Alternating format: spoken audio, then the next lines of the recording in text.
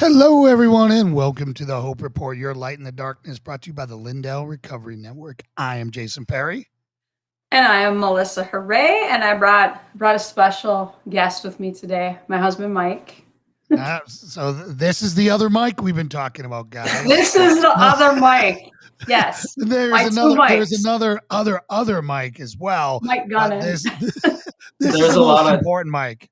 A lot of mics in our lives. When I'm on the church security committee, and there's 3 mics, so we're mic 1, mic 2, mic 3. It gets too confusing.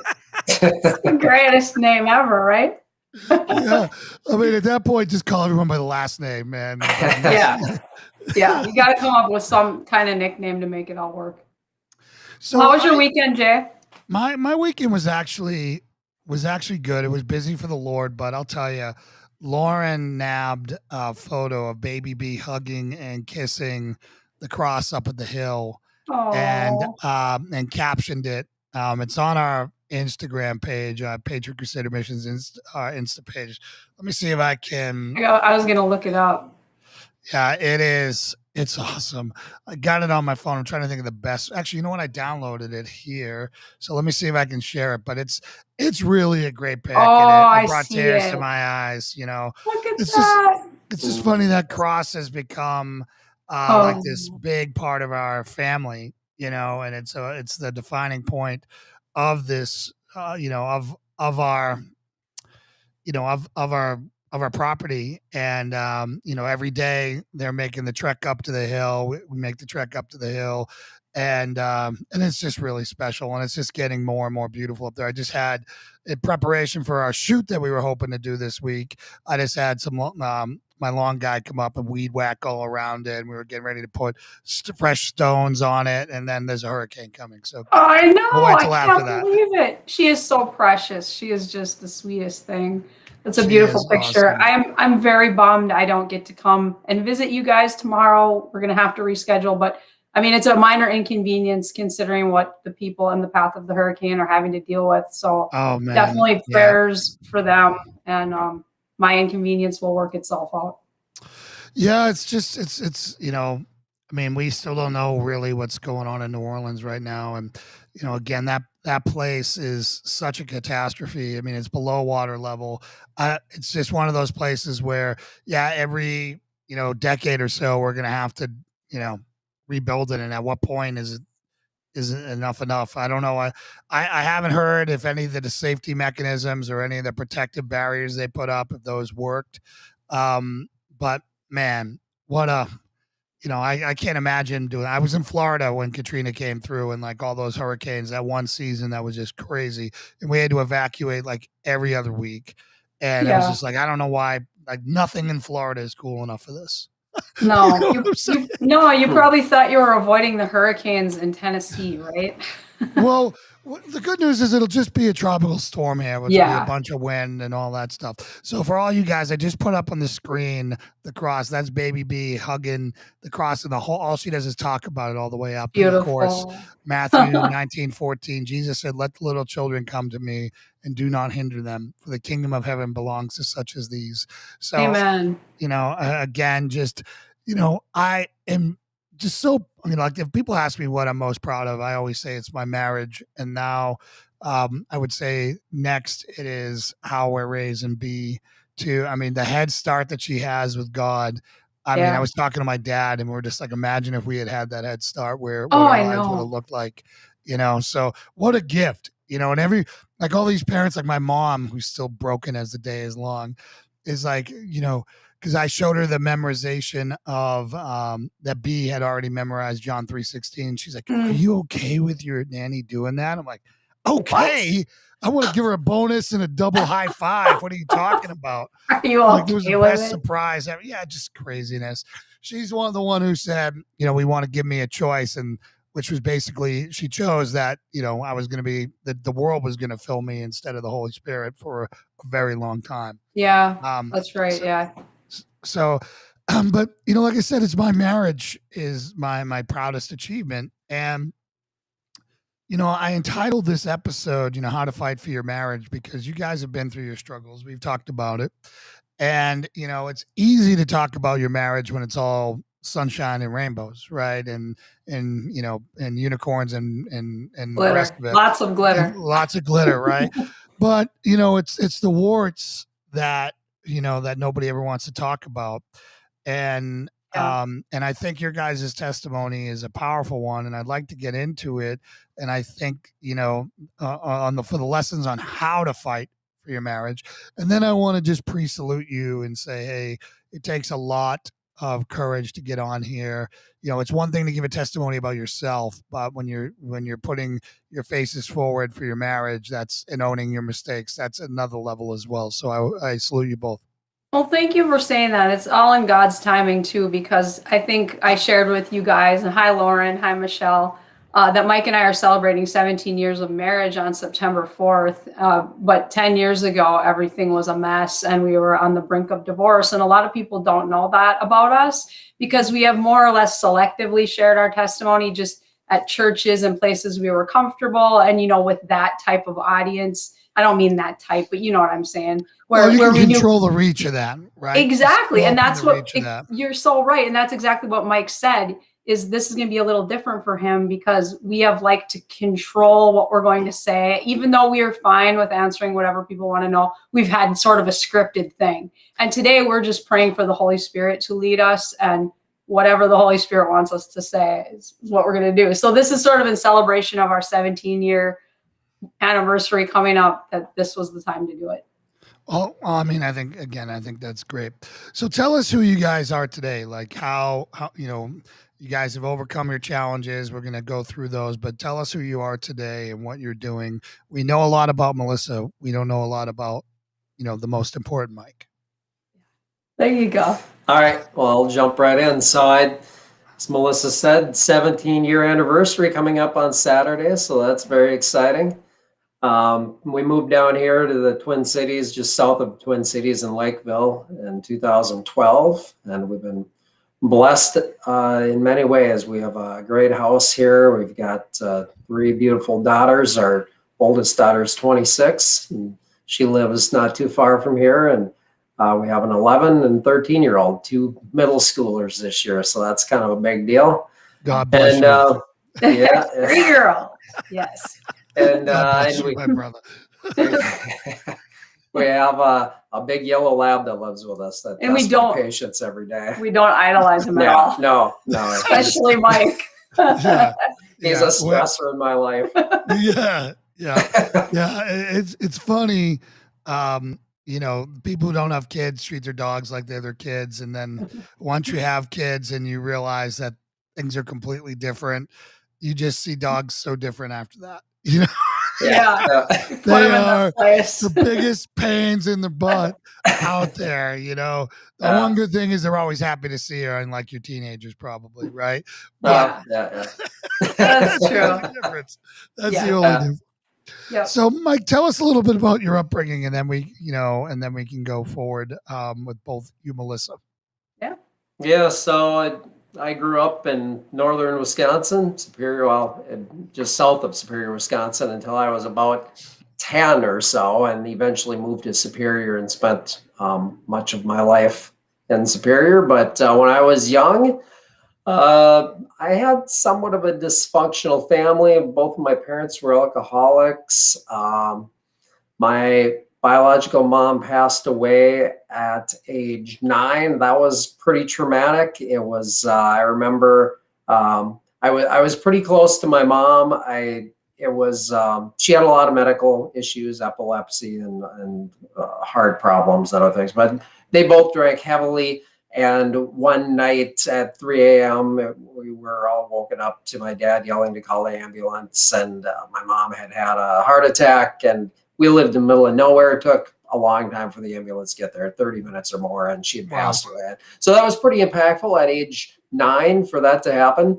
And my dad at that point started drinking even more, and my life was in chaos. I went and lived with my brother and his wife for a while, and ended up, it felt like I missed half of 5th grade, but somehow they moved me on. And so that was a pretty tough time in my life. My dad, at some point, he made a decision to move from the hobby farm that we lived on to Superior, which was a little bigger town, and I found some new friends. You know, it's interesting how some of the people that I started hanging out with for acceptance weren't the best kids. I mean, we did some bad things, but Yep. something I always was hung on to and something I was good at was academics. And I was a straight A student my whole life, and I really excelled at that. But I didn't get the I guess the recognition from my parents that I was always looking for. And so I should say, when we moved to town, my dad still continued drinking. He eventually remarried, and he was still drinking at that point. And so despite all those things going on, I think moving to a new city now, and I've got some new friends, where I was pretty kind of isolated when we lived out in the boonies. And so I moved to town. I got these new friends. We're bad kids doing lots of bad things, but somehow I'm doing great in school. And eventually my dad has heart conditions and he has to quit drinking. So that helps. But, you know, up to that point, that's probably in my middle teens when all that finally happened. But I spent most of my life seeing poor communication, messed up household, chaos, struggling with bills. You know, my parents just trying to make ends meet because they were spending all their money on alcohol. And so it was a difficult life for most of my childhood. Yeah. So did you find that because of that you tracked the opposite direction, or did you track parallel with them? Like, did you become like order incarnate and try to do the opposite of what you saw versus the chaos that you grew up in, the dysfunction you grew up in? Yeah, no, I think I tracked the opposite direction. And, you know, the one thing that the big thing I could control were I'd mentioned my academics, and I think that was probably part of the reason I did so well there. And that recognition or acceptance I'd received from my teachers, you know, I wasn't getting at home. But yeah, pretty much the opposite direction. I knew what they were doing wasn't what I wanted to be doing. And so, yeah, I definitely in a more orderly direction. Yeah. The reason why when we start, you know, when you're not getting acceptance at home and when you don't have a well-established, you know, tribe or clique of friends, that you go with the dysfunction, because it's easier to get in with the troubled kids, right? Mhm. And you're sharing risks together, which creates a bond, right? So when you're doing bad things and you're doing all that, that is a form of, you know, I don't want to call it a brotherhood, but that is why as males we typically will track to that, because it's all you have to do is rebel and they'll notice that you're rebelling, and then you're part of like in the circle, right? Yep. So you know, if you parents out there, if you're not validating and letting your kid know they have the right stuff, somebody else is going to, and it's usually going to be somebody bad, and they're going to have more say in their life than you do. Yeah. So did you have any faith in your life at any point up to your late teens? No, not really. We rarely went to church. If we did go to church, maybe Christmas and Easter. I remember when I was really young, my only memory really of going to church when I was up to age 9 was going to my mom's funeral, and that's my memory of church as a kid. And moving to town, I'd mentioned my dad remarried, and my stepmom kind of got me on the path of at least going to a Catholic church. And my parents they claimed to be Catholic, although they weren't regular attendees. But so we joined a Catholic church in Superior when we moved.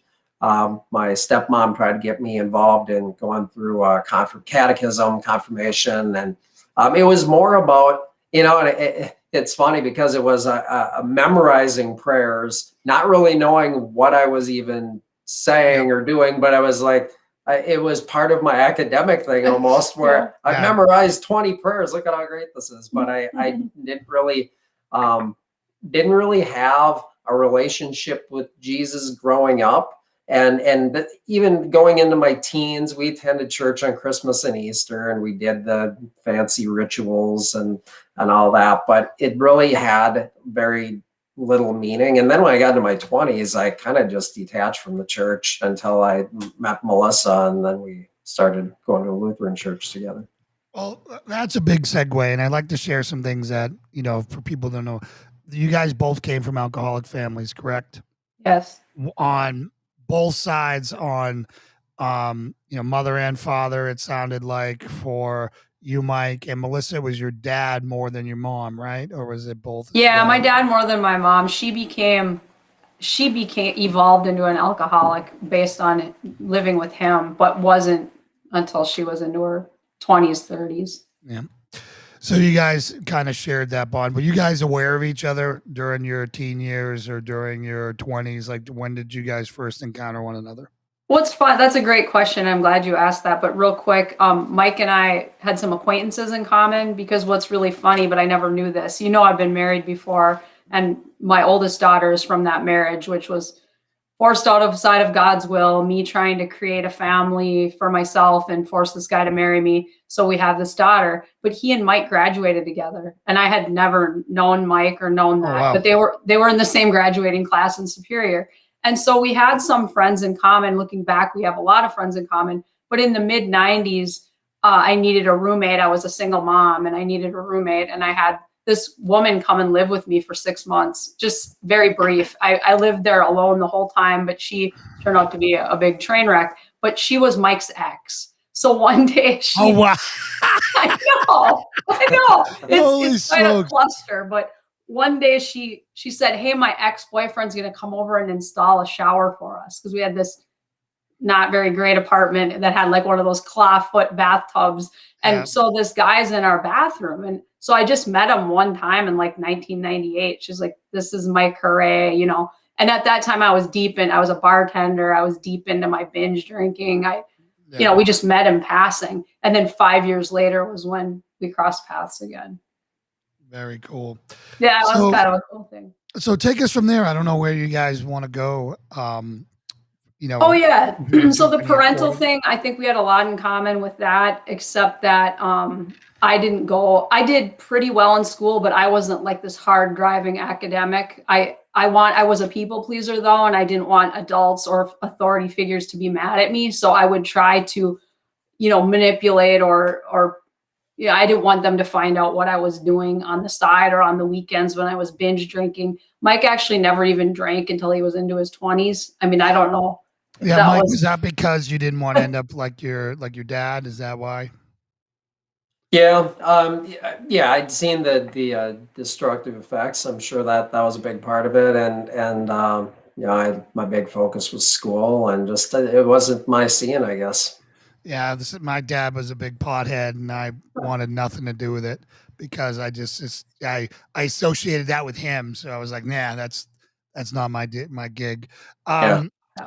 So you guys, go off, and are you both on your second marriage when you come across one another, or how does that, like, Mike, I know Melissa's story, and our audience knows a lot of Melissa's story, but did you have any previous marriages or anything like that, or were you out there just a bachelor living it up? Yeah, no, I'd been dating someone for almost 10 years, and we broke it off. And so that was when Melissa says my ex, that was that relationship. But so then after that, I was just single for a few years until Melissa and I met.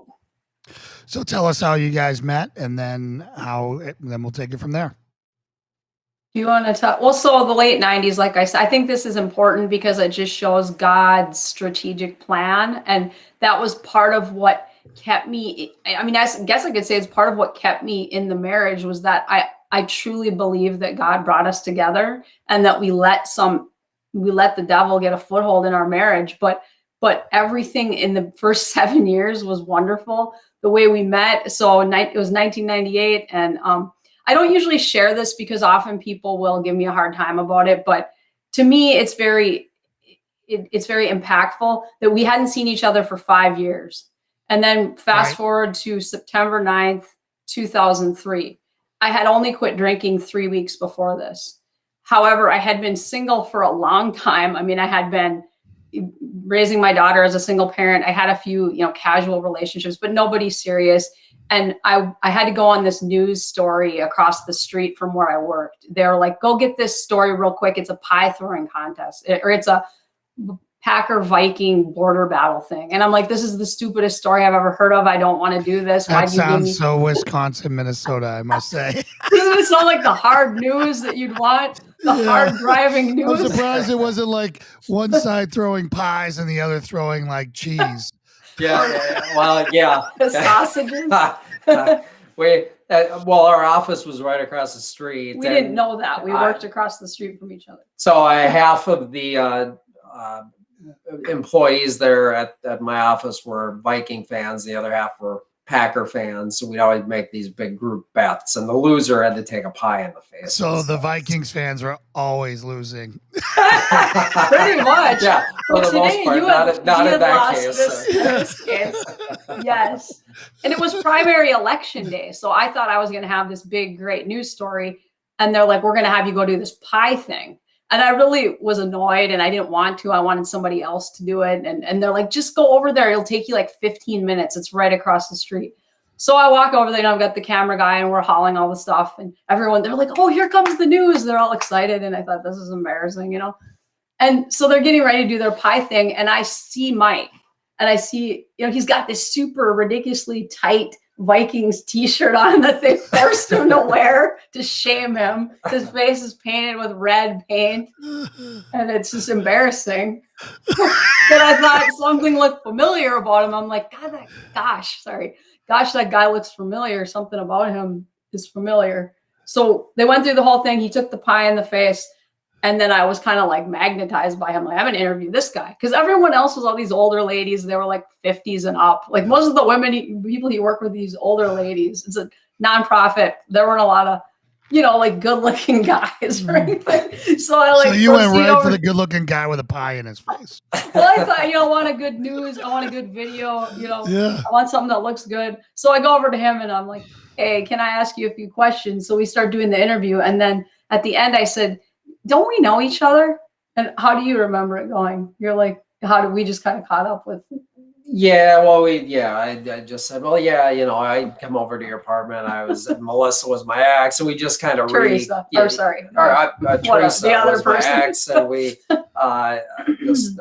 just reminded her who I was, and we kind of reconnected and started the conversation going. So that was the end of that. I went back to my news desk, and later on, Mike sent me an email, and he just said, thanks for coming. It was nice seeing you again. And then I started like massively reading into that, like, oh, I wonder what he means, or wow, does this mean something? But anyway, we hit the ground running. I think we went on a date, and then, like I said, I was newly sober, and the people in my AA group were very disparaging about this. They're like, no, you shouldn't be dating. What are you doing? So I told Mike, I think we should just be friends. I did that for a minute. And Mike said, you took the wind out of my sails. I felt so bad. I was going a different direction than she was. Yeah. And then he's like, well, I guess you can always use another friend, Yeah. So we proceeded with that. That's the worst as a dude.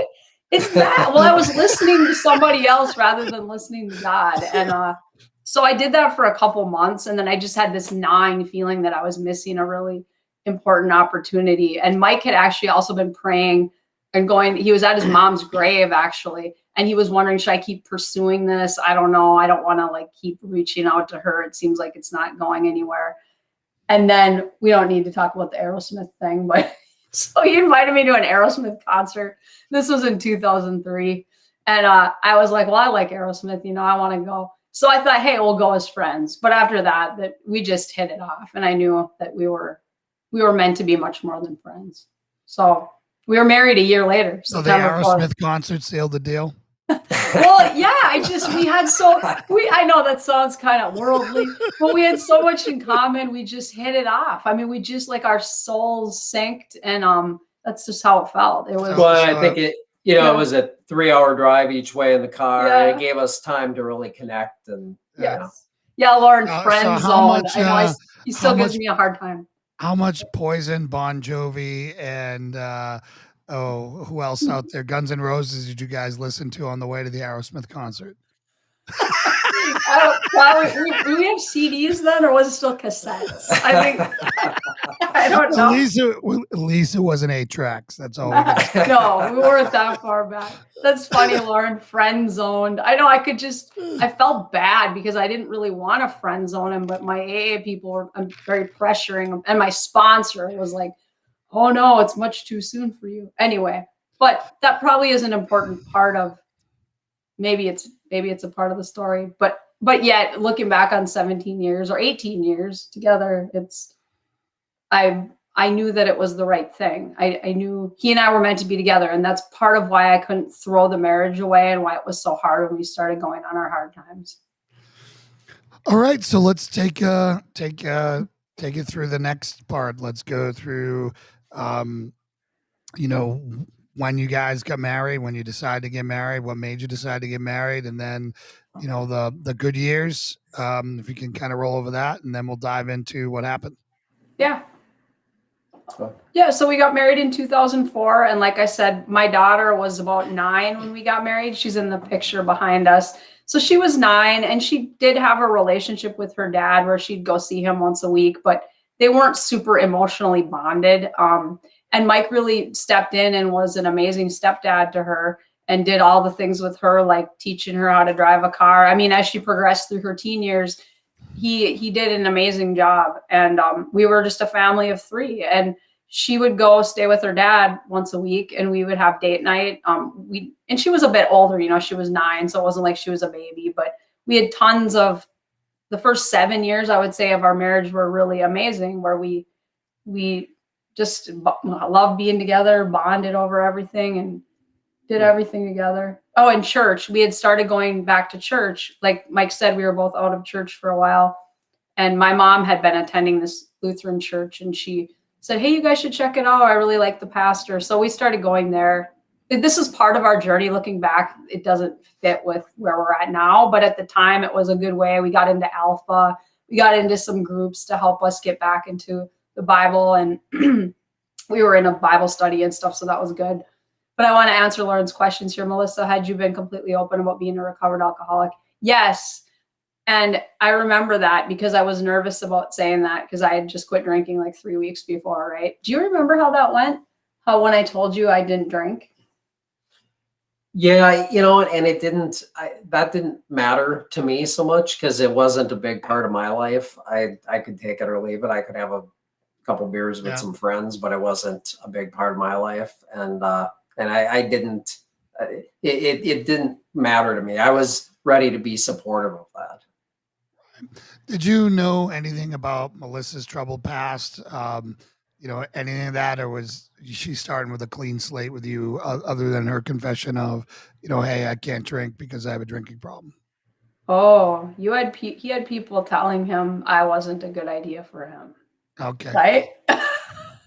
Like people, we won't mention names, but there were a few people who were like, "Hey, I would tread lightly with that." I mean, she's whatever. Well, you know, but I think we all have things in our past, and I think that, you know, you. Well, I just asked that because I know as guys, you know, I was never turned off by anyone's like troubled past because I always wanted, you know, guys, we have it built in to rescue. Like it's part of our DNA where it's like I can help her, you know, I can be a part of that. And it's kind of like a tractor beam that sucks you in sometimes. So I was just wondering if that played any role in, you know, here she is trying to turn her life around with the same thing that, you know, basically your parents struggled with. And if that, you know, now looking back, hindsight 2020, was that any part of it? I mean, obviously she's very attractive. She's fun. You guys are having a blast. But is there any part of that you think that you might have been wired for? No, you know, I don't think that was so much it. I think the fact that we both had very similar backgrounds, not only having a lot of things in common and having similar dreams for our future that we talked about, and but just having similar backgrounds, really getting each other, and I think that was important. and really understanding that. Mhm.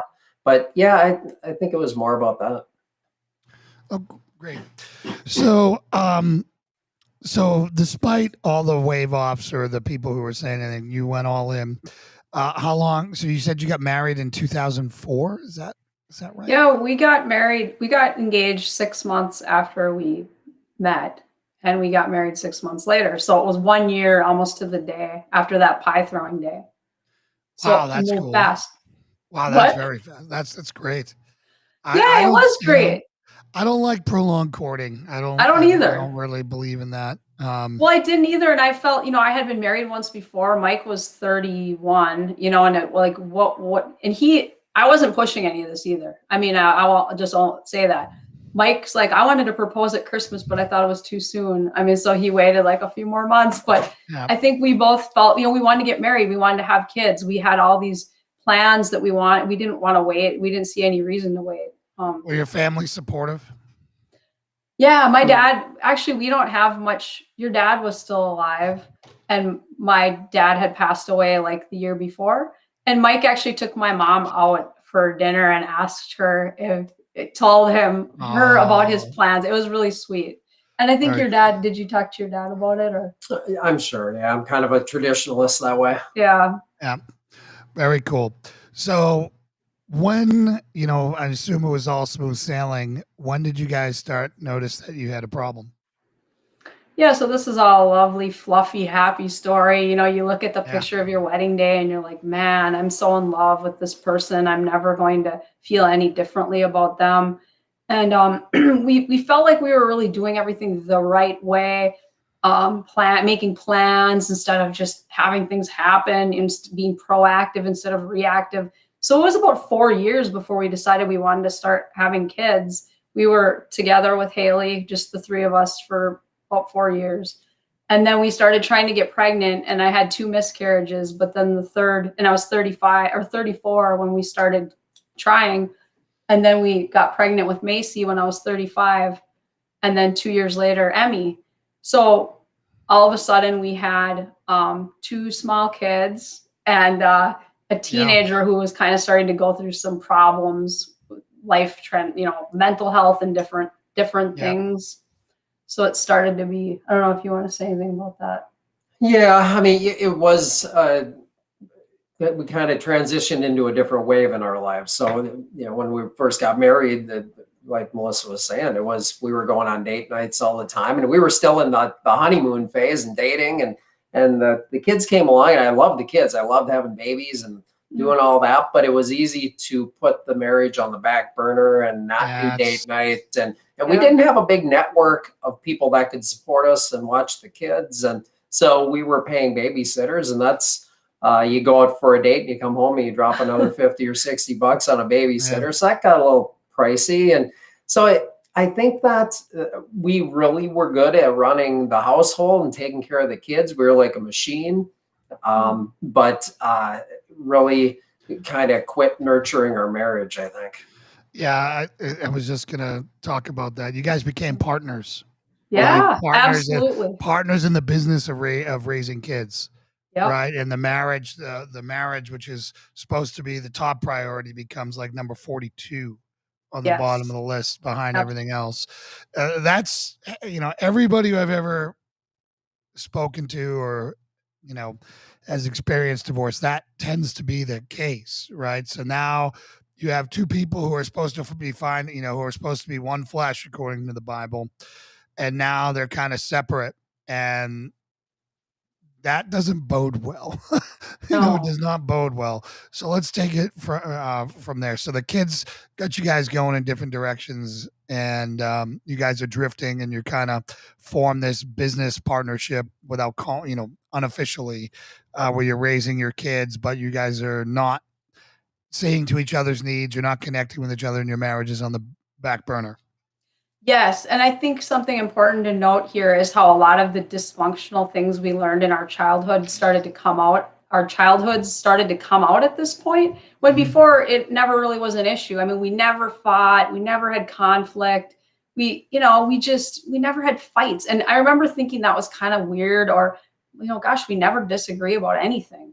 And I think sometimes we've learned that we weren't talking about things that bothered us, and we were just kind of like, oh well, sweeping it under the rug. But the poor communication, Mike had a real thing with, with stonewalling. So if we would have an argument, he would just leave. He wouldn't leave for days, but he would refuse to talk about things.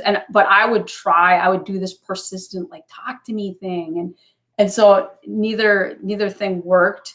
And we just, I don't know, we had learned to avoid conflict in our family of origin. And it was starting to become really prevalent now. Well, that makes a lot of sense, because you're a people pleaser by person. But I'm surprised, Mike, because I know you witnessed a lot of poor communication in your family. And, was that one of the things where you didn't go the 180 on? That's the one part you held on because you didn't know how to communicate? Yeah, that was the behavior that we had learned, or that I had learned and seen my whole life. And not a big person. Confrontation isn't something I'm big on. I'll avoid that at any cost. And I think it really goes back to what I had seen my whole life. There was one thing, I kind of went in a different direction with some of the other stuff, but those traits hung on, and they weren't helpful when we got into a bad spot. Can I just say I'm a reformed people pleaser? This is what? No, this is something that I constantly have to work on, is trying to not fall into that. So with me, it's a constant thing with what is an issue and what is not. I mean, like, do I need to address this now? How strongly do I need to address this? How aggressively? And how much do I need to let it go, pray about it? You know what I mean? Like, it's this difficult thing for me like this morning we were arguing because Mike said he had a meeting at 1. And I'm like, no, I want you to prioritize this. Can you push that out? Why do you have a meeting at 1? What? I thought you were on PTO today. So sometimes I fail in my efforts to do that, but. Sure. So Lauren says that she was a professional rug sweeper until Jason called me out on it and influenced me to change. Yeah, Lauren, I'm lucky that Lauren is like the best student I've ever seen in anything. So she would use all my tactics against me immediately. So it was we went from communication, like one-sided communication, to full on. It was awesome. And in that case, it was really good, because the one thing that makes, I think, a relationship the best is the constant communication, not retreating, because if retreating, you accumulate baggage, and then that baggage continues to grow. And then it just, the enemy will use it every time. Yes. Yep. Yeah. Thank you, Lauren. We all fail sometimes with things we have worked to redeem. Yeah, I feel the enemy likes to come into my old wounds and try to cause division and whatever. So what happens? Obviously, you guys are drifting apart. How long does that go before it really hits a flashpoint?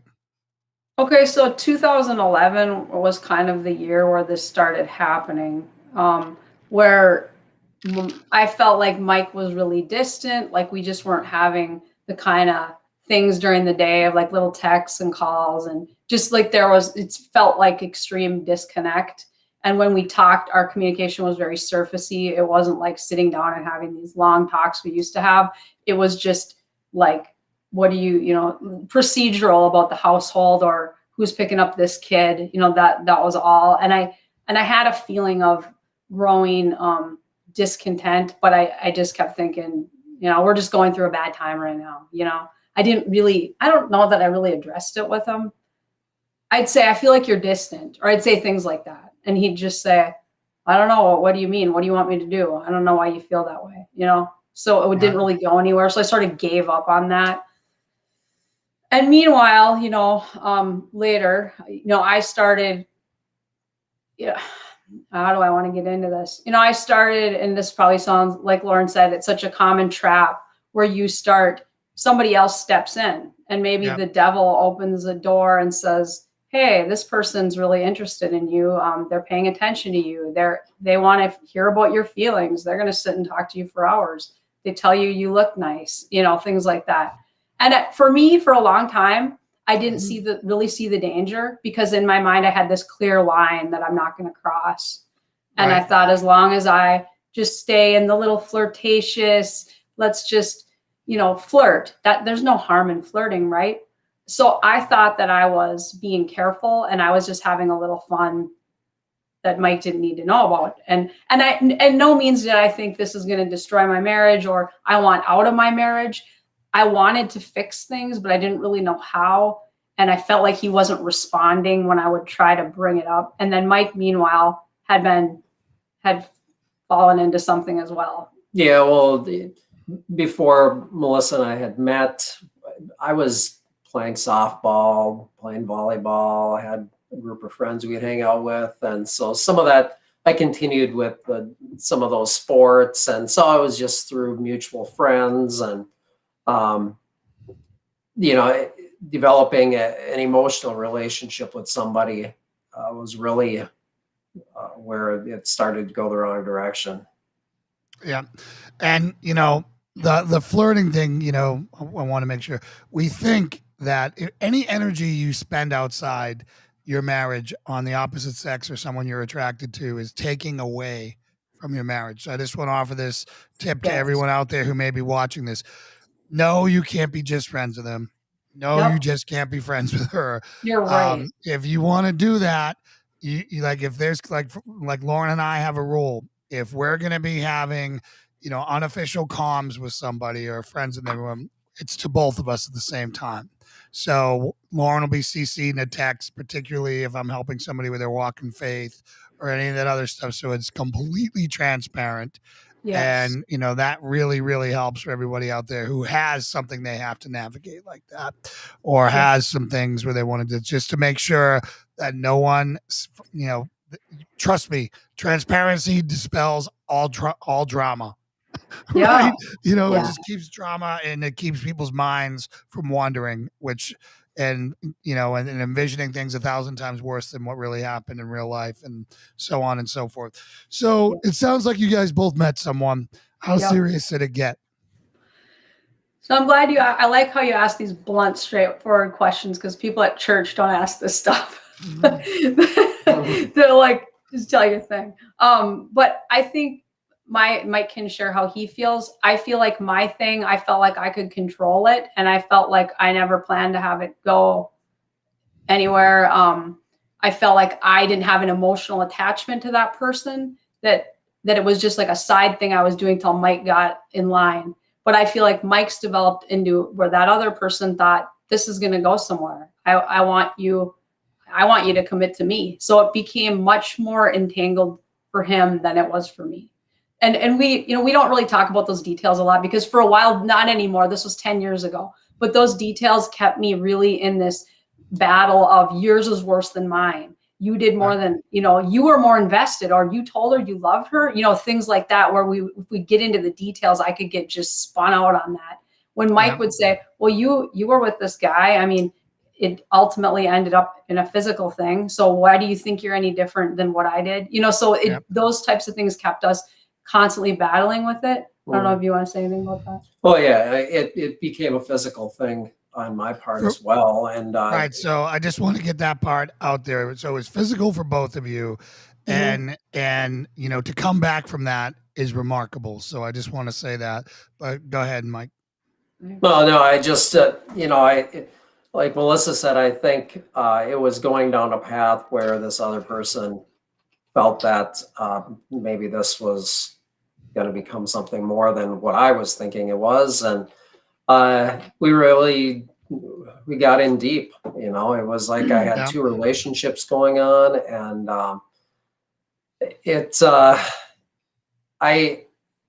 when it was all starting, I never intended to leave Melissa and form some kind of new relationship with this person, and it just spiraled, and it really got in deep. Well, and that's why, people don't understand that every one of these things comes with hooks, and it's always going to take you way deeper than you thought. Everything from, hey, I'll just do an internet chat room, to now I'm meeting for coffee, and now you get those endorphins that dump in your system because the thrill of it's going on, and now God knows where you end up, right? Yeah. So how did you guys find out about each other? And did you both find out at the same time, or how did this come to a head? Mike told me. Mike told me first. He said it was, I remember dates. I have a weird memory like that. It was October 28th, 2011. And he said, I need to talk to you. And he later told me that he was really racked with guilt and he had struggled for a long time, knowing that he would talk to her about this too. Like, I need to tell her, like, we need to end this and I need to tell her. So that was a wrestling back and forth for him where he'd get out of it and then get back into it. So that's another part that made the recovery so difficult, that I felt like I could just cut my thing off and goodbye. I don't need to talk to him again. Yeah. But so he came to me and we met. I will never forget it, of course, but he told me about it. And he said, remember the guy who did our testimony about the sex addiction with his wife and all that? Yeah. Well, it was the same thing where he told me in layers. Like at first he said, it happened a few times and then it began to unravel like what the whole story was. So anyway, that's how that happened. And then I told him, so he told me first and then I told him what I had been doing. Was it right then and there? Yes. Or okay. So I said, I have to tell you. Yeah. Yeah. Okay. So that's good. You didn't hold on to it as a weapon and continue to do things on the side. And then you get caught and say, well, you did it. You didn't, there was none of that. It was, you guys both came out of your closets per se at the same moment. Mike, how'd you feel when that happened? Were you, wow, okay, now I'm not, I don't feel so bad? Or was it, or what, were you like destroyed? No, I don't think that I was glad that she was honest and came clean at the same time, but it didn't make me feel like any better about my situation that she was doing a similar thing. I was surprised, quite honestly. I really didn't expect to hear that from her, but it was a whole new development that really made the situation even more complicated. So now you guys are at the part that, I've got friends going through this right now. Yeah. And how do you repair a relationship from that, right? And, I always counsel when people come to me this, it's got to be a ridiculous level of availability and transparency. Yes. And that's the only way you can do this. But I'd like to hear how you guys did it. And then we can talk back and say, and go on the prevention side as we go. So tell us how you built back your trust from both hearing that you both had an extramarital affair, and go forward from there. This was a long process that was about 1.5 years of this process from the revelation to the restoration. It was about 1.5 years of back and forth. We had 2 separations.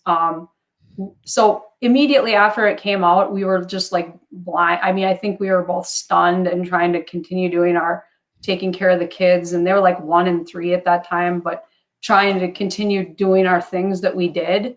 And so then we decided to separate so Mike moved out and, I would probably do things differently. I don't know.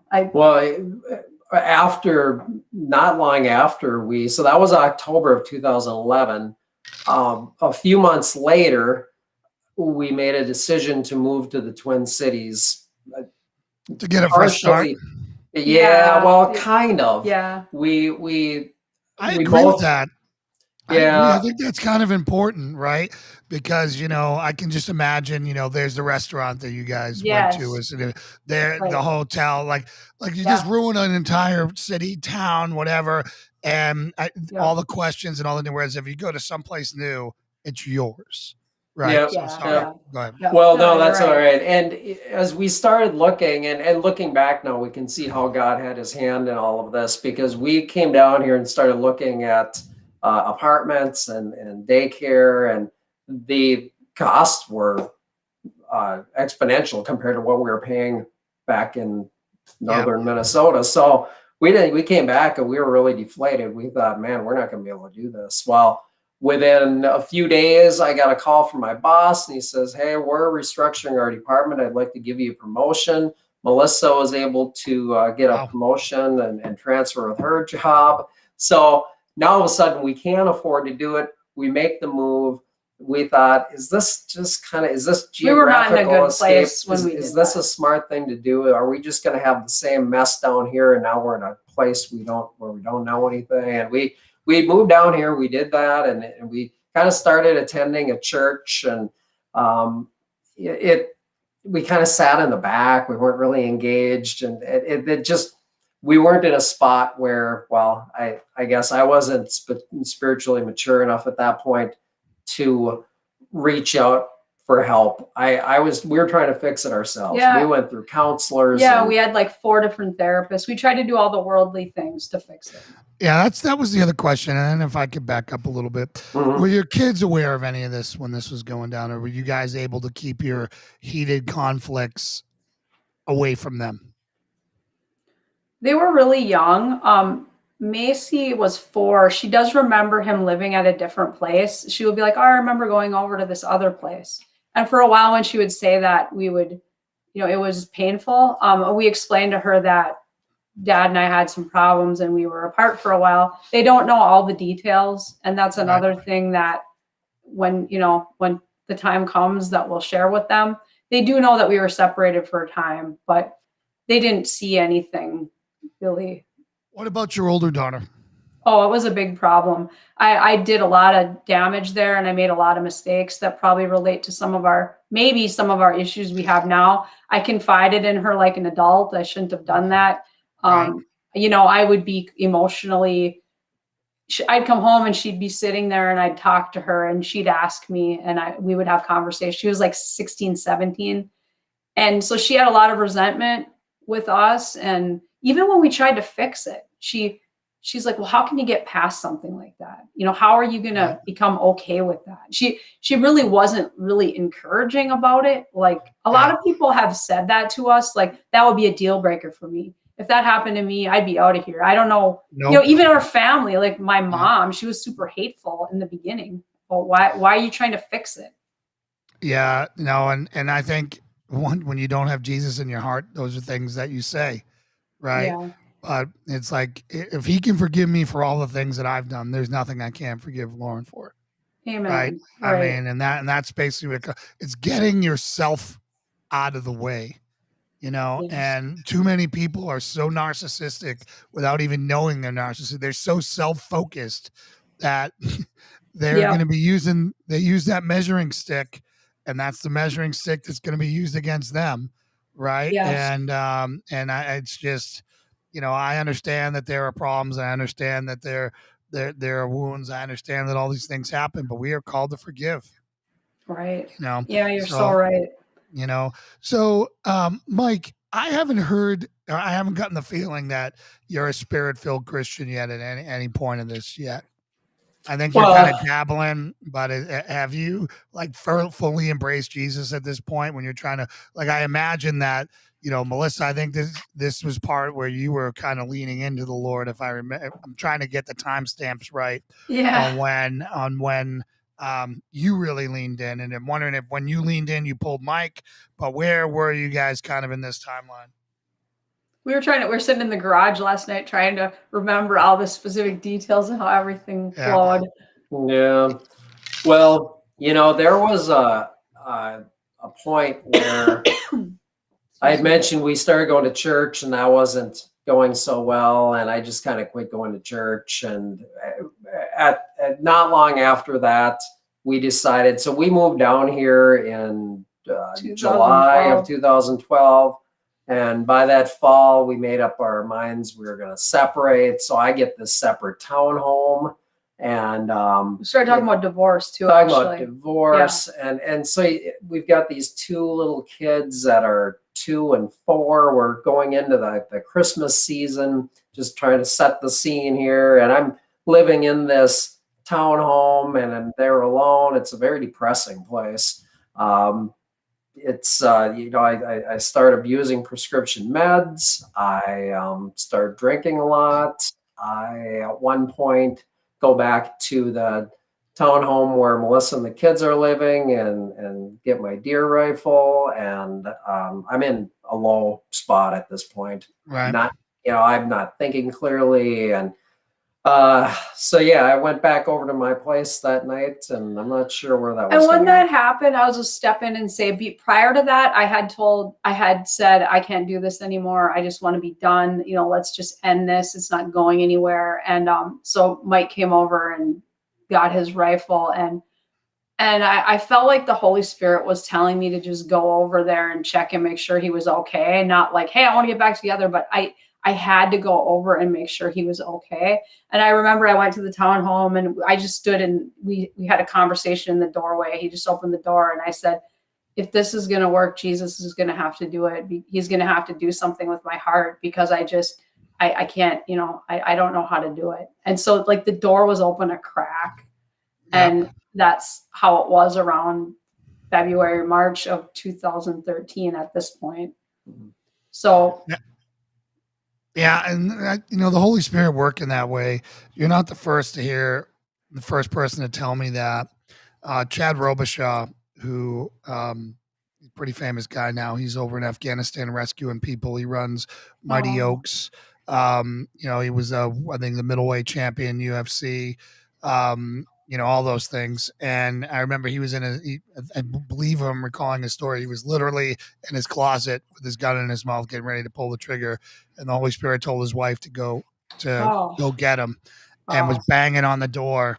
And he's like, sitting there getting ready to do it. And now the door's whatever. And that was from that, he stepped out of the darkness from that point forward. Wow. So again, that's an extremely paraphrased version of a very long story, but trust when you hear that feeling talking to you, whether you recognize it, the Holy Spirit or not, trust your gut is another way to say it. And and go and follow and check, because particularly when you and your partner or you and your loved one, whoever it is, whether it be your husband, wife, kid, who's ever in that trauma, these things can end very tragically, and you're going to regret it your whole life if you don't go check on them. So go check on them. Yeah. And part of me, I wanted to be tough. And I felt at first I was like, I don't want to, because I set this boundary. I don't want to go running over there after him, but I had to. I mean, I just couldn't get away from the feeling. And after that, everything started to change for us. God started to put things in our path. We found this prayer ministry through someone I work with. 2 different people at work had told me about this place called Jesus Heals. And I'm like, what's that? Jesus Hills? Like I didn't even have the name right, but it was an intercessory prayer ministry that was, in this place at church in Bloomington. And we started going there together. We were still living apart, but we started meeting at this place, and they would lay hands on us and pray. And they started, I'm getting the chills talking about this, but they started helping us forgive each other and to work through the hardness and the like your sin's worse than mine type of thing we were stuck in, and be able to bring us back. They were just these gifted people who would, they were these older people. They had no reason to lie. They would pray over us and they'd be like, they'd see visions, they'd see things. They would be like, I saw Jesus standing. He's got you both in the boat now, and you're turned back toward each other. So we went through this like for a few months of meeting with them every week, just coming separately. And you should tell the story of what happened that one day you were there. So if you want. So in my vehicle, I normally listen to, 80s rock, country music, whatever. And I don't normally have Christian music on in my radio, in my vehicle on my radio. And one day I came out of our intercessory prayer session and started up my vehicle, and there was this song playing, that only God can heal a broken home. And it was on a Christian state. Like I have satellite radio, and it was on some FM station. It was so bizarre. And it brought tears to my eyes. I really felt like God was coming into my life and speaking to me. I was going to say, from your spiritual background or your walk perspective, this laying on hands, praying stuff must have freaked you out a little bit in the beginning. Going from zero to what in the heck is going on here? Yeah, well, I think realizing the grass wasn't greener on the other side and wanting to really, we both wanted to make the marriage work. And I was willing to do whatever. And I started to see that getting Jesus involved was what was going to save us. Yeah. Yeah. And I'd like to back up real quick. For everyone out there who's a Christian, do not go to a counselor who is not a Christian-based counselor. Do not let them insert the world into your marriage. Like, you want somebody who's not only going to counsel you, but who's going to pray over you and use biblical principles to help solve your situation. You go to some secular, I don't care how brilliant they are, it's going to be a long haul, I'm telling you. So I can't recommend finding a Christian counselor enough for the believer who is working through these issues. Absolutely. Yeah, we went, like I said, we went through, like, at first I was so desperate. I wanted the counselor to fix us. It's like, well, tell us what we should do. And I was going there with these unrealistic expectations. And we weren't, that was right when everything came out, but we weren't being helped by any of that. It was just temporary. We realized that Jesus had to be the cornerstone of our marriage.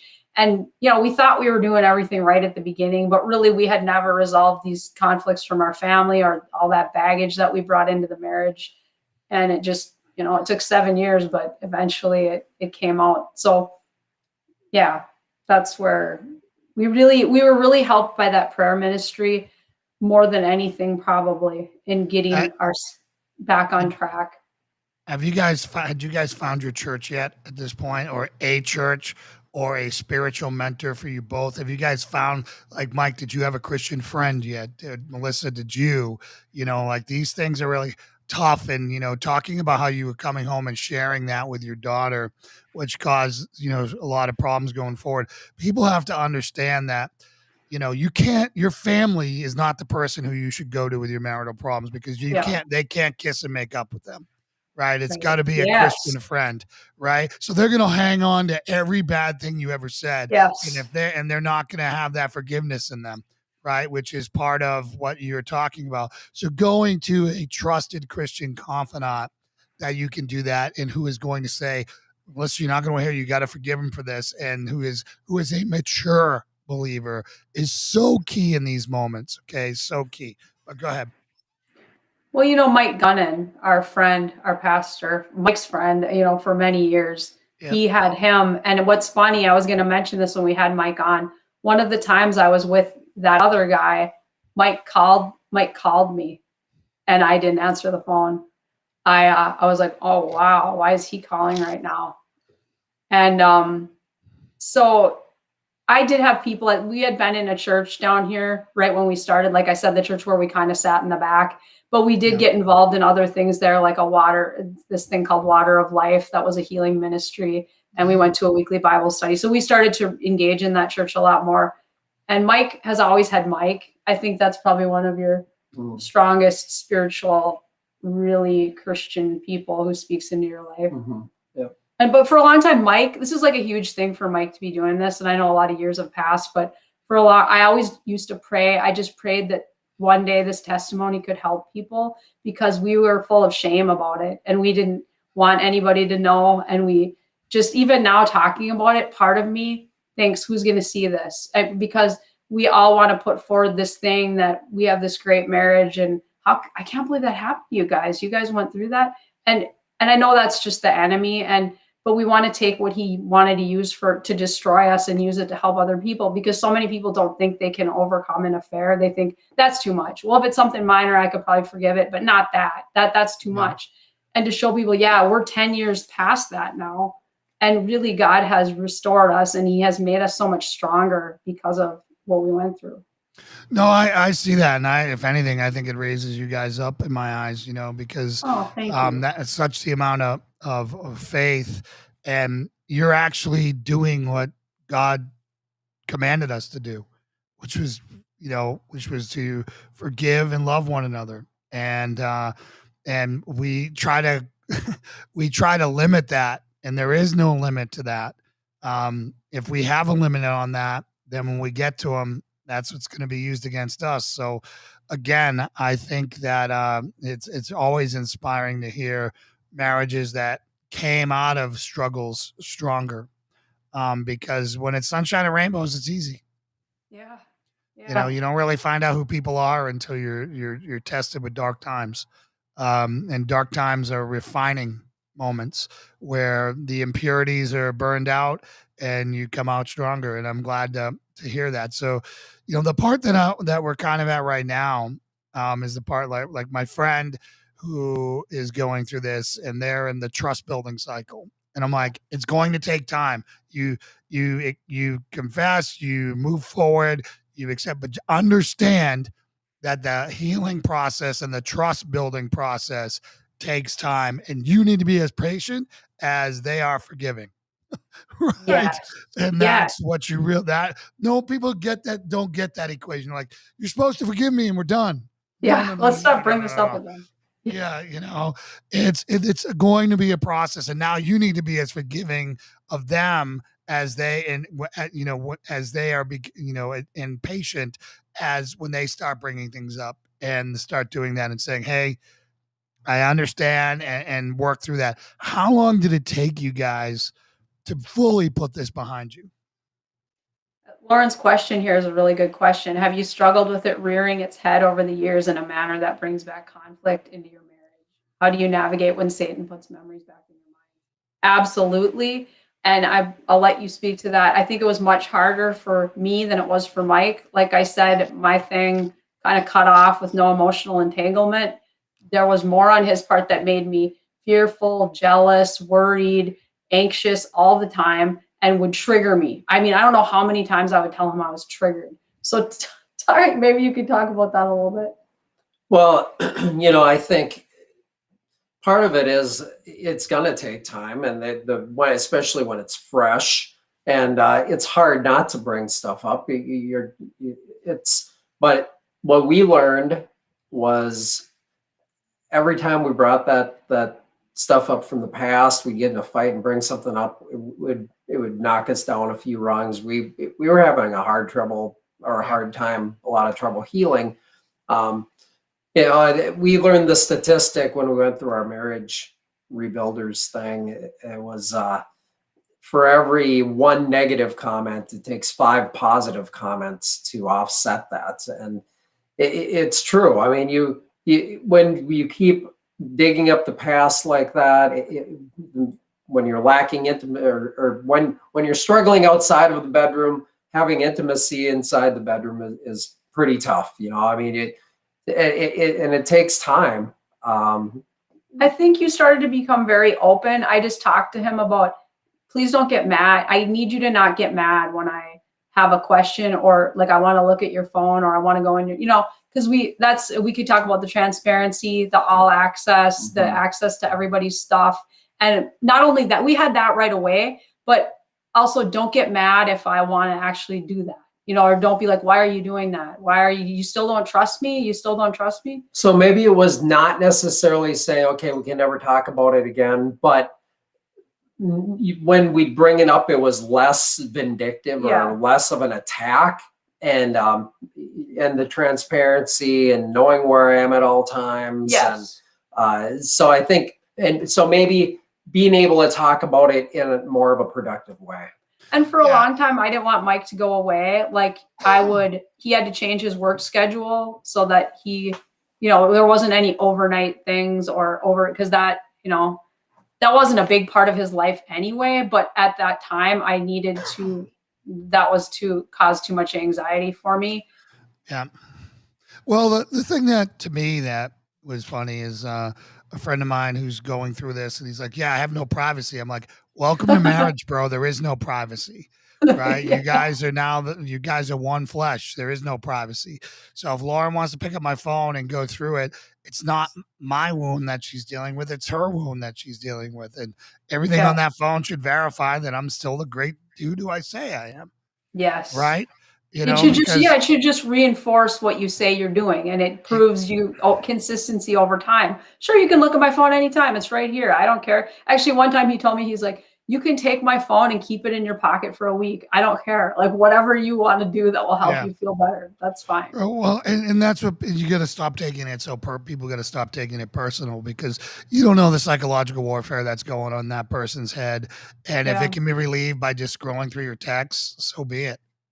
Right. Yes. Like, so be it. Like, what an easy thing to do. It affects me not in the slightest. Right. And you're right, though, when we've talked about how I'm responsible for my triggers also, and I can't be constantly putting Mike under this. You know, there's a lot of things I've had to pray about and take to God and wait a while to see if this is really a legitimate thing I need to address with him. Otherwise, I would have been doing it all day long. I just had this thought. I just had this. I need to talk to you about this. I mean, I know it was exhausting for him. And so your question about how long did it take? It took about, 2013 was when I felt like God fully restored us to where I believe 2013. So that was a couple years. But then there would still be times when you're triggered. There'll still be times when you get in a fight over the past. But I had to make a commitment. I'm committed to this marriage, and we agreed we're committed to it. So yeah, I think there comes a point, right? There has to come a point when trust has been earned again, where you can't bring the past back up. Like you can't relitigate. I don't know what that point is. For every marriage, it's going to be different.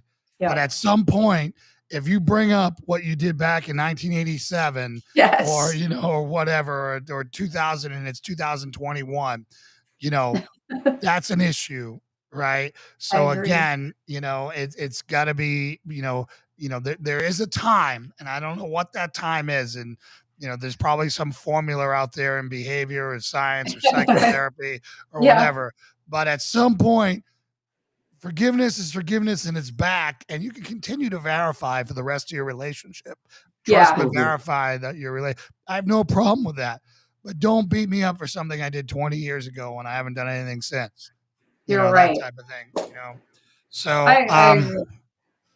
So, so now, 2 years are in the window, or have gone through. And how did you guys reconnect? How did you guys become best friends again? How did you guys become, intimate again? Like, walk us through that part of it. I know we only got about 18 minutes left or so. So keep that in mind, because I know Mike's got a meeting. But how did you reconnect to build the marriage that you wanted? That's a great question. And Lauren said, at what point did you mutually feel strong enough in your healing to start sharing this publicly? Did you experience any struggles after sharing it because of the rehashing? So Mike and I became involved in a program at church called Marriage Rebuilders. We first tried to go in early 2013. And at that time, it was so painful that we went to like 2 sessions and we quit. And then that was kind of when I'm like, I want to be done. I don't want to be in this anymore. So basically, we quit the church Marriage Rebuilder program, then went to that ministry that helped us, and then came back again and went through the Rebuilders program. And it was through there that we started sharing our story. So it was probably, it was like 2 years after it had actually come out that we started sharing it. And I never thought Mike would. Like I said, I thought he's never going to talk about this in front of people. So it was something I prayed about a lot. But I think the enemy would attack us every time. And we've come to anticipate that we need to pray and be prepared that whenever we share, we're going to probably have an argument before, or something's going to happen that's going to try to get in the way of us doing it. And like you said, that's why I share my addiction stuff a lot, but this testimony, not as much. And I think it is so important for us to start sharing it more and getting it out there. I couldn't agree with you more, because what marriage doesn't struggle at one point? Yes. If you're married long enough, it's every one of them. But go ahead. When we go through the Marriage Rebuilders thing, they do that twice a year, and so we facilitate a small group, and we kind of do a lesson with them, and we teach one of the sessions. So they have sessions on rebuilding trust or effective communication, and different. There's 10 weeks with different topics. But as we go through that each time, it's really therapeutic for us to go through it. And it's interesting how, here we are so many years later, and we go through this. We maybe have different responses or reactions to some of the questions, and it really it doesn't still learn about it doesn't it's not harmful at this point, because we do maybe we relive it each time, Yeah. but we were at a healthy point where we can talk about it. Oh yeah, I never thought we'd get to a point where I thought I was going to think about it all day, every day, and it was going to torment me forever, and I would never be able to get past it. I think those are all things the enemy tells us, and the world tells us jump ship. I mean, you could go, there's other people who wouldn't do that to you. It's too much work, too much has happened. I heard all those messages from the enemy, just wanting to cut ties and move on. It's much harder to work through it, but now all these years out, we see the great joy in it, and we want our kids to eventually know about our story and what we worked through. Like last night, we're in the garage working on this, and Emmy was drawing on the driveway with chalk, but she's listening to everything we're doing. She's listening to how we're talking about, well, what were some of our communication problems, and we want to model that to them, that we worked through something really, really difficult. And that's my message, is because marriage is under attack, as just in our world. Disposable. It's just another level of dating now. Yes, so disposable. So it's so much easier to just, and maybe not always easy, because you're complicating things, you're ruining other people's lives. If you have kids, you're ruining their lives. So it's not easy, but to make the break, sometimes people just, they think it's the better option. Yeah, marriage without children right now is kind of like going steady. Yeah, you're so right. That's how it's been downgraded to, right? It's kind of like an unofficial. We're officially just dating each other. Yeah, right? Yeah. I mean, that's without a religious foundation. That's really what it's turned out to. That's how you're like, you see people who married 10 years and they want to have kids someday, but they haven't had kids because they're not sure if they're with the right person. It's like, yeah, what are you talking about? Oh, I know. Do you hear what you're saying?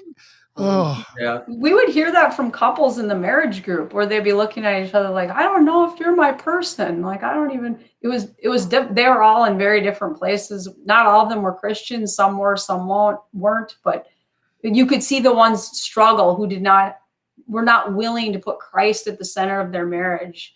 And that's the only thing, he's the only thing that has saved us, really. I mean, that's our takeaway message, is we could keep trying to do it in our own power. I mean, we had some success with that, but it was never going to last. Yeah, when we look back at it, there's no way we'd be where we're at without having him get us through this. You look at just even going back to how the move from Duluth, Minnesota down to the Twin Cities here, and how that all happened, and all the pieces that fell into place, and the intercessory prayer, and the song on the radio, and all these little bits and pieces, all these details, and you look back at it, and it's pretty awesome. Yeah, it's great to see his fingerprints in your life. Yes. Though there's nothing like seeing those fingerprints when you look back, and you're like, now I see. Now I see. It's really important for people to understand that if your relationship by design is not in God's will, so if you're living with somebody for 14 years and you wonder why your relationship sucks, it's because you're operating outside of God's will. If you can't call him to intercede in your marriage if you're not married. Absolutely. He's not going to bless something he never arranged, or he had no hand in. So, so a lot of people are out there trying to work their way and quasi-religion their way through things. And it's, until you get in his will, he's not going to bless it. So, so I just want to put that out there. Is there anything else you want to share? Because I know, Mike, you have to run. Yeah, one just quick thing, and then we can kind of wrap up. Heath talked about this too, about how he had his wife as an idol. And I definitely fell into that with Mike, where I thought I had him on this pedestal. I was like completely devastated I was not putting my trust, and Jesus is never going to fail me. Jesus is where I need to direct all of my issues. Like, I went to Mike for a lot of things that I should have gone to God for. And he really taught me a lot through this process of having my, how do I say this? That I need to rely on him 100%. Yep. And have him first, and Mike is second. I mean, I did not have it that way. Yeah, most people don't, and that's why they get into trouble, right? And I remember when I had the same issue where I went to Ken, and I'm like, Ken, I'm screwed. I'm like, I can't love a God that I haven't like been interacting with every day as much as I love my wife. And he's like, Jay, in his voice, Jay, there's different types of love, Jay. There's emotional, and then there's, the respect part and everything else. And then I started, really reflecting on that and was able to come to an understanding on that. That really worked for me. Well, I think that the idol part, particularly when we're not, we have to be cautious about that with so many things in our life. And sometimes we make ourselves our own idol. And those are the people who say, oh, I can't forgive for that. I couldn't forgive for that, because they have themselves way up here. And we got to understand that we're all down here. There's only one person that's up here, and then the rest of us are down here.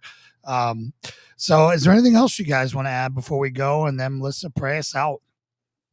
I think the way we fell out of focusing on our marriage, I think that's just so important to nurture your marriage and not look for ways to get out of it when you get into a problem like this, and really give it the attention it needs. The love languages are a pretty cool thing. You take time to learn those, and that can be a big part of your marriage. So it help with your communication. And our pastor told us one time, he said this thing that kind of stuck with me, that your wife is God's gift to you to show how much he loves you, and really keeping that in mind and keeping your marriage at the forefront. Yeah, and love is a choice. It's not a fuzzy feeling of glitter and unicorns. It's exactly an action and a choice, and you make it. I'm going to love this person even when I don't feel the love right now. Even when I don't like them at the moment. Yes, exactly. Yes. So I totally think that's so helpful. And Lauren had said, I think about this sometimes. Do you think that goes for marriages as well, but ones that God didn't plan in the first place, that he may not intercede to save that in the same way? I don't know. Or that he will work to save a marriage no matter what. That's a great question. So I think that if both people turn to the Lord to work for it, that he would redeem that marriage. But typically the reason why they're in those problems is one or both are not in God's will in the first place. And if you're not in God's will, he's not going to bless it. He'll use it. If you turn, he'll use it, for good in the end. But I think that's how you work there. So if both are in him, then I would say yes, but usually not so, because the reason why they're splitting and going their own ways is they're not in God's will.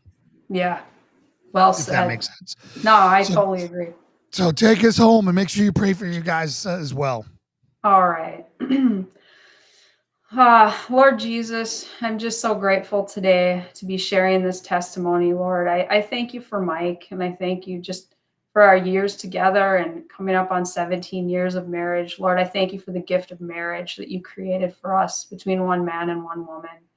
And I'm so grateful that you have not given up on us, that you've continued to work in our lives in spite of the mistakes we made and the sins we've committed. I just thank you, Lord, that you're so faithful to come to meet us when we turn back to you. So Jesus, I just pray that you would let our story reach many people, couples whose marriages are broken, who are struggling, who feel like there's no way out and that the only answer is divorce. Lord, we know that you hate divorce, and that what you have joined together, no man can separate. So Lord, I pray that those in need would find this testimony, and that they would find hope in it, to know that no matter what, there's no sin too great that you can't cover it with your blood and restore it and make it new again. So Jesus, I thank you for our girls, for Haley and Macy and Emmy, and the way you've blessed our lives in so many ways. And I thank you for Jason and Lauren and their friendship and their great modeling of a beautiful Christian marriage. I pray that you would bless their marriage in every way, and baby B and their baby on the way, Lord, and that you would just make their marriage fruitful for your kingdom, and that their family would be blessed and do much good work for you. So Lord, I thank you for the Hope Report. Pray this broadcast would go out and reach many, and that you would continue to let us touch people's lives through the stories and the power of the testimony. In Jesus' name, amen. Amen. Amen. Awesome. What a great way to start the week. Thank you guys so much for your courage and your obedience to the Lord, for coming on and sharing your story. It really means a lot. So Thank you. That's it, everyone. We will see you back here on Wednesday at 1 p.m. All right. Bye, everyone. God bless. God bless.